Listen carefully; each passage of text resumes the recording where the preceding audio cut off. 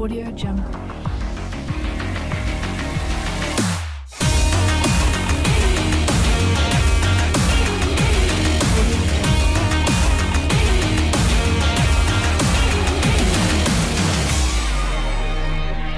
Audio Jungle.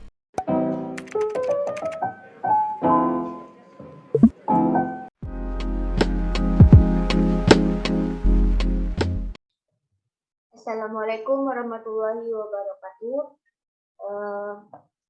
Perkenalkan, nama saya Nabila Nurkodrian, NIM 329, dan teman saya Elvira Maulida, NIM 320. Di sini kami akan menjelaskan tentang tindak pidana kejahatan terhadap harta dan benda.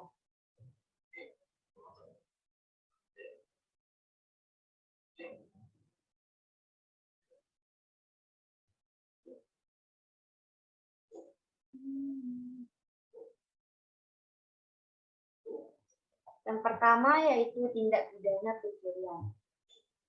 Tindak pidana pencurian terdapat pada pasal 362 KUHP yang berbunyi barang siapa mengambil seluruhnya atau sebagian kepunyaan orang lain dengan maksud untuk dimiliki secara melawan hukum diancam karena pencurian dengan pidana penjara paling lama 5 tahun atau denda paling banyak 900 rupiah.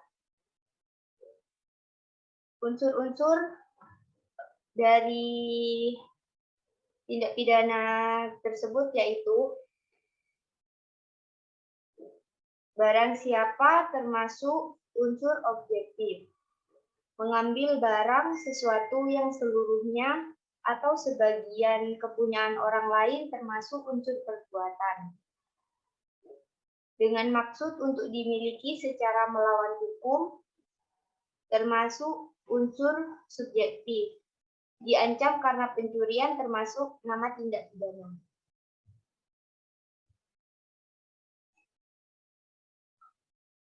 Yang kedua yaitu tindak pidana penggelapan. Terdapat pada pasal 372 KUHP yang berbunyi barang siapa dengan sengaja dan melawan hukum memiliki barang sesuatu yang seluruhnya atau sebagian adalah kepunyaan orang lain, tetapi yang ada dalam kekuasaannya bukan karena kejahatan, diancam karena penggelapan dengan pidana penjara paling lama 4 tahun atau denda sebanyak-banyaknya 900 rupiah. Unsur-unsurnya yaitu barang siapa termasuk unsur objektif, dengan sengaja dan melawan hukum memiliki barang sesuatu yang seluruhnya atau sebagian termasuk unsur subjektif, kepunyaan orang lain termasuk objektif, tetapi yang ada dalam kekuasaannya bukan karena kejahatan dan diancam karena penggelapan. Dan penggelapannya termasuk nama tindak pidana. Selanjutnya yaitu tindak pidana yang ketiga yaitu tindak pidana penadahan. Terdapat pada pasal 480 KUHP yang berbunyi diancam dengan pidana penjara paling lama 4 tahun atau pidana denda paling banyak 900.000 rupiah. Yang pertama, barang siapa membeli, menyewa, menukar, menerima gadai, menerima hadiah, atau untuk menarik keuntungan, menjual, menyewakan, menukarkan, menggadaikan, mengangkut, menyimpan, atau menyembunyikan sesuatu benda yang diketahui atau sepatutnya harus diduga bahwa diperoleh dari kejahatan penadahan. Yang kedua yaitu barang siapa menarik keuntungan dari hasil sesuatu benda yang diketahuinya atau sepatutnya harus diduga bahwa diperoleh dari kejahatan. Unsur-unsurnya yaitu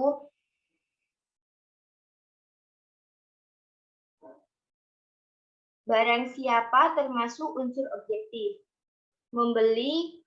Barang siapa membeli, menyewa, menukar, menerima gadai, menerima hadiah, atau untuk menarik keuntungan, menjual, menyewakan, menukarkan, menggadaikan, mengangkut, dan menyimpan atau menyembunyikan sesuatu benda yang diketahui atau sepatutnya itu termasuk unsur objektif. Sedangkan harus diduga bahwa diperoleh dari kejahatan penadahan termasuk unsur subjektif. Selanjutnya akan dijelaskan oleh teman saya, Elvira Maulida. Tindak pidana pemalsuan, yaitu tindak pidana yang berasal dari pasal 263 KUHP pidana.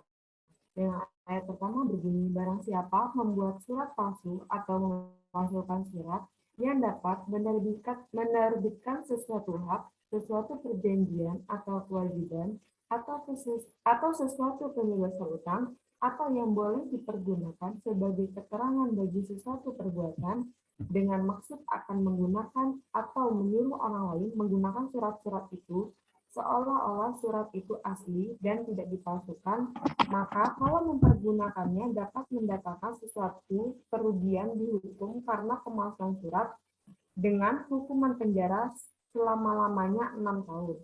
Yang ayat kedua, dengan hukuman serupa itu juga dihukum barang siapa dengan sengaja menggunakan surat palsu atau yang dipalsukan seolah-olah sejati jika pemakaian surat itu dapat menimbulkan kerugian. Yaitu dengan unsur-unsurnya yaitu dari ayat pertama, barang siapa membuat surat palsu atau memasukkan surat itu termasuk ke dalam unsur objektif yang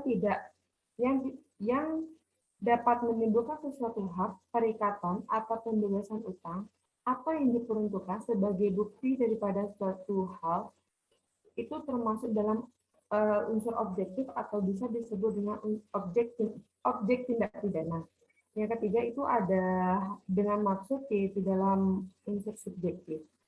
Dengan ayat yang kedua itu ada barang siapa dengan sengaja memakai itu termasuk ke dalam unsur objektif. Jika pemakaian surat itu dapat menimbulkan kerugian, itu termasuk dalam objek tindak pidana.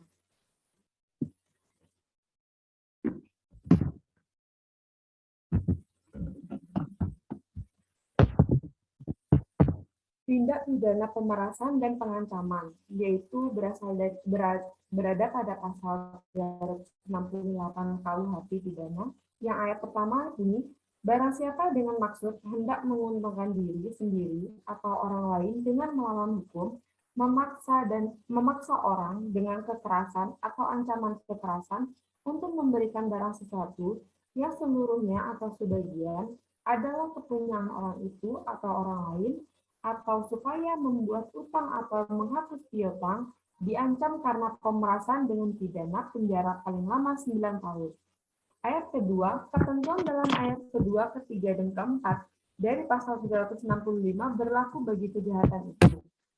Unsur-unsur dalam pasal 368 ini yaitu barang siapa itu termasuk unsur objektif, dengan maksud itu termasuk dalam unsur subjektif, untuk menguntungkan diri sendiri itu termasuk dalam unsur subjektif, atau orang lain secara melawan hukum, memaksa seseorang dengan kekerasan atau ancaman kekerasan untuk memberikan barang sesuatu yang seluruhnya, itu termasuk unsur objektif.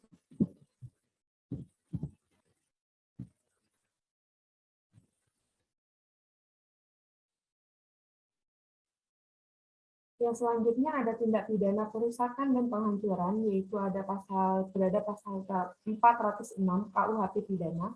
Ayat pertama yaitu barang siapa dengan sengaja dan dengan melawan hak menghancurkan, merusakkan, membuat tak dapat dipakai, atau menghilangkan barang sesuatu yang seluruhnya atau sebagian milik orang lain, diancam dengan pidana penjara paling lama 2 tahun 8 bulan atau denda sebanyak-banyaknya Rp4.500.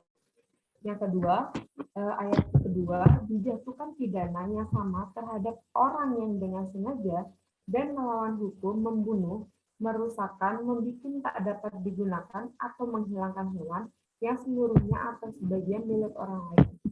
Untuk dalam pasal 406 KUHP ini, itu yang ayat pertama ada barang siapa termasuk unsur objektif, dengan sengaja itu ada unsur subjektif, dengan melawan hukum itu unsur subjektif, menghancurkan, merusakkan, membuat tak dapat dipakai, atau menghilangkan barang sesuatu yang seluruhnya atau sebagian milik orang lain itu termasuk unsur objektif. Untuk ayat kedua, itu ada dengan sengaja yang termasuk unsur subjektif, dan membunuh, merusakkan, membuat tak dapat digunakan atau menghilangkan hewan yang seluruhnya atau sebagian milik orang lain itu termasuk unsur objektif. Jenis tindak pidana. Yang pertama ada pencurian. Kejahatan pencurian adalah salah satu kejahatan terhadap kepentingan individu yang merupakan kejahatan terhadap benda atau kekayaan. Pencurian dibagi menjadi 3, yaitu biasa, pemberatan, dan ringan. Yang kedua ada penggelapan, yaitu penggelapan dalam bentuk pokok atau biasa. Penggelapan sendiri adalah merupakan suatu tindakan tidak jujur dengan menyembunyikan barang atau harta orang lain oleh satu orang atau lebih tanpa sepengetahuan pemilik barang dengan tujuan untuk mengalih milik, menguasai, atau digunakan untuk tujuan lain. Penggelapan dibagi menjadi 3, yaitu ringan, pemberatan, dan keluarga. Yang ketiga ada penadahan. Penadahan adalah perbuatan yang sengaja mendapatkan keuntungan atas barang yang berasal dari kejahatan dengan cara membeli, menjual, menyewa, menyewakan, menerima gadai, menggadaikan, mengangkut, menyimpan barang. Penadahan dibagi menjadi 2, yaitu penadahan sebagai kebiasaan dan ringan.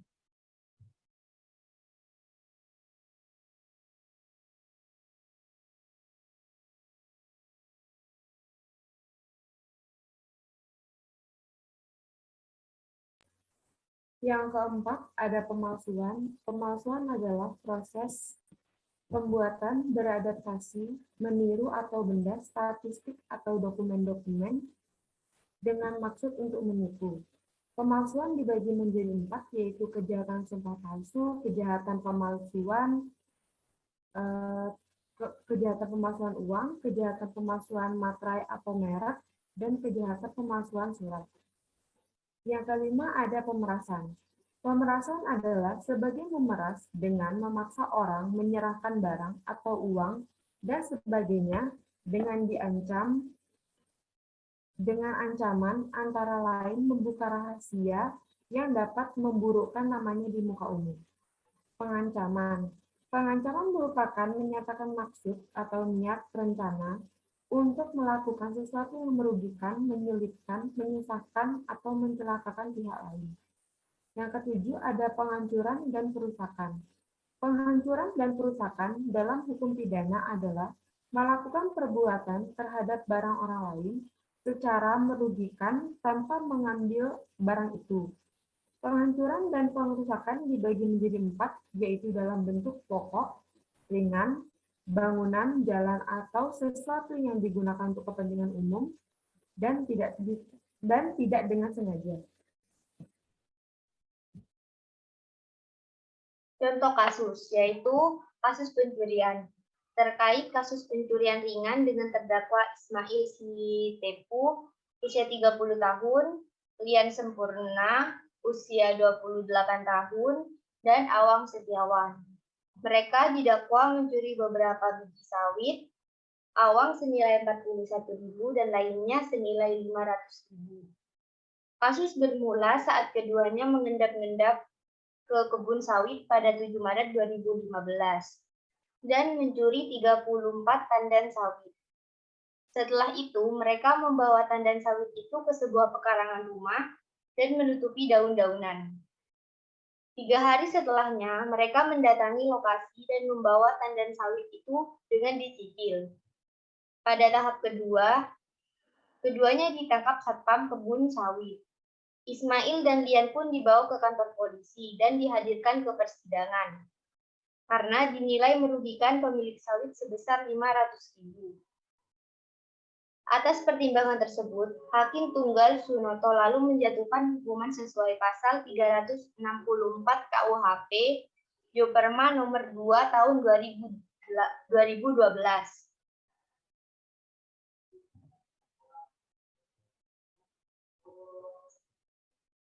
Sekian penjelasan dari kami. Kurang lebihnya mohon maaf. Wassalamualaikum warahmatullahi wabarakatuh.